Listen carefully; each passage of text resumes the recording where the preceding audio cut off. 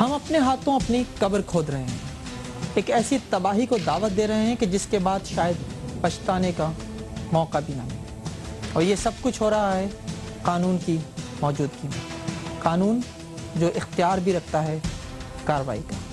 اس ساری صورتحال پر بات کریں گے۔ اس وقت ہمارے ساتھ ٹیلی فون لائن پر موجود ہیں D I G East captain retired Tahir Naveed. Tahir Naveed صاحب، ویلکم ان آر شو۔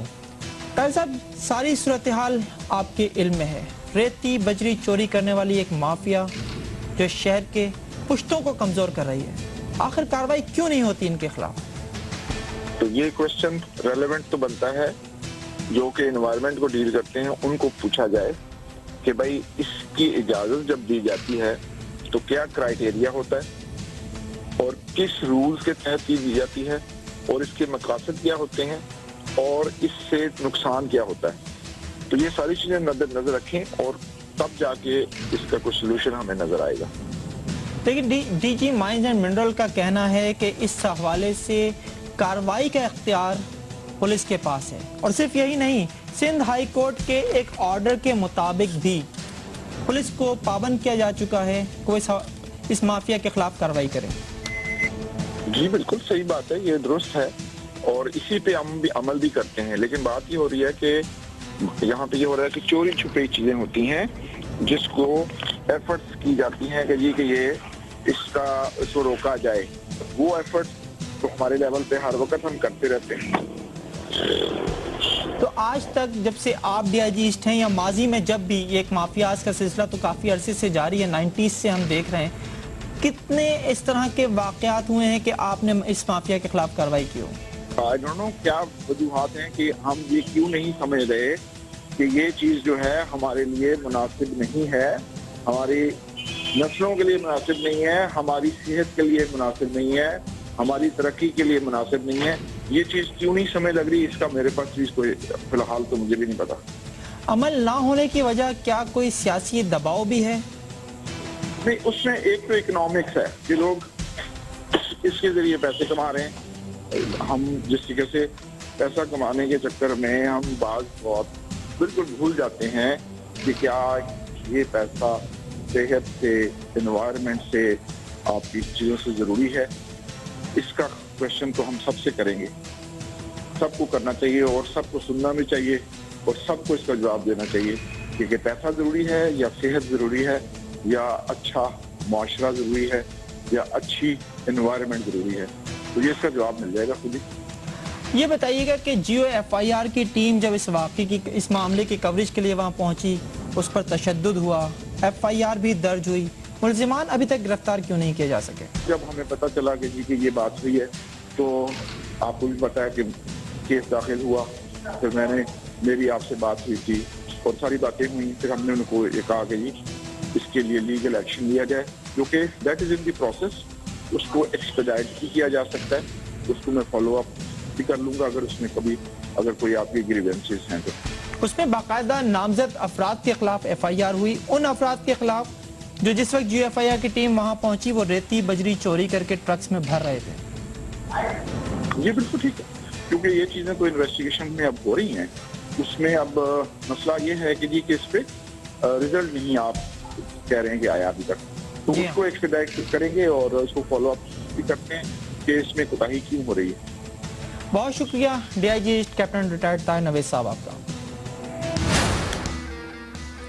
قدرتی آفات اپنی جگہ، لیکن اپنے ہی ہاتھوں اپنے بچاؤ کے راستے بن کر کے قدرتی آفات کو الزام دینا، یہ کہاں کا انصاف ہے؟ ایک طرف ریتی بجری چوری کر کے شہر کے پشتوں کو کمزور کیا جا رہا ہے، تو دوسری طرف ساحلوں پر لگے تیمر کے جنگلات کاٹ کر طوفان کو شہر میں داخلے کی دعوت دی جا رہی ہے۔ اسی کو کہتے ہیں آبیل مجھے مارا۔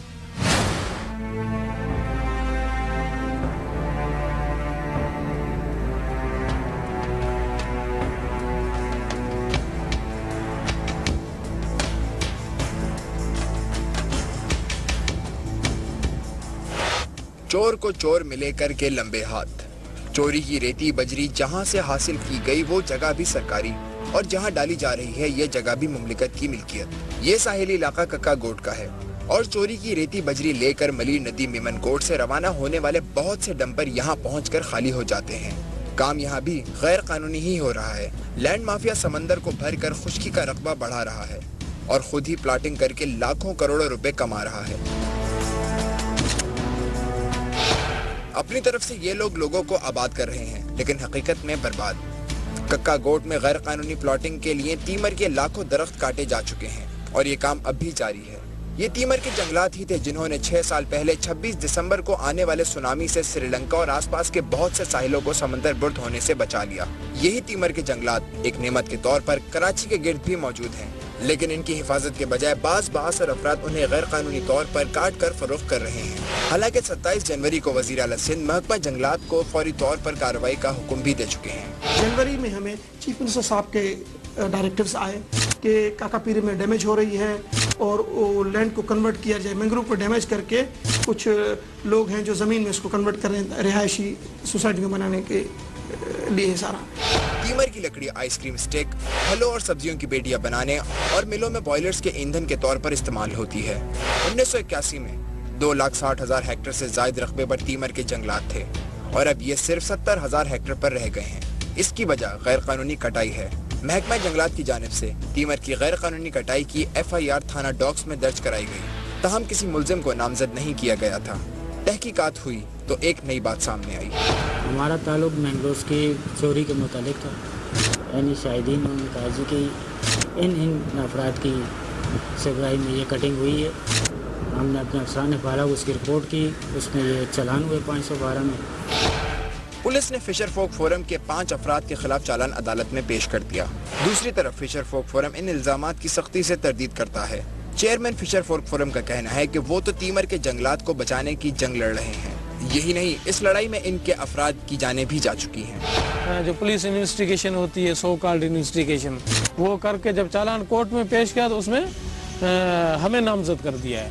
حالانکہ انہوں نے ان کو کہا تھا کہ FIR میں وہ لکھیں جو فشر فوک فورم کہہ رہا ہے۔ تشدد کیا، ذہنی جسمانی، پھر ان کو جو ہے نا وہ پانی میں ڈبو کر جو انہوں نے مار دیا۔ ککا گوٹ کے رہائشی حاجی ابو بکر اور عبدالغنی تیمر کے جنگلات کو بچانے کے لیے مختلف تنظیموں کے ساتھ مل کر کام کر رہے تھے۔ 6 مئی کو ککا گوٹ میں حاجی ابو بکر اور عبدالغنی اپنے دفتر میں بیٹھے تھے کہ دستی بموں سے حملہ کر دیا گیا۔ حملہ آور شدید فائرنگ کے بعد عبدالغنی اور حاجی ابو بکر کو اغوا کر کے لے گئے، تاہم ان کا تیسرا ساتھی اکبر بچ نکلنے میں کامیاب ہو گیا۔ میں یہاں پیچھے جو گیٹ ہے ہماری یہاں سے نکل گیا، ان دونوں کو لے گئے ہٹ پہ، وہاں پر ان کے ساتھ تشدد کر کے ان کو شمس پیر ہائی لینڈ کا جو پانی ہے وہاں پر دونوں کو پھینک دیا۔ عدالت عالیہ سندھ اپنے ایک حکم میں تیمر کی کٹائی پر پابندی لگا چکی ہے، لیکن چور خود سے تو عدالتی حکم ماننے سے رہے، خاص کر جب قانون نافذ کرنے والے ادارے ہاتھ پر ہاتھ رکھے بیٹھے ہوں۔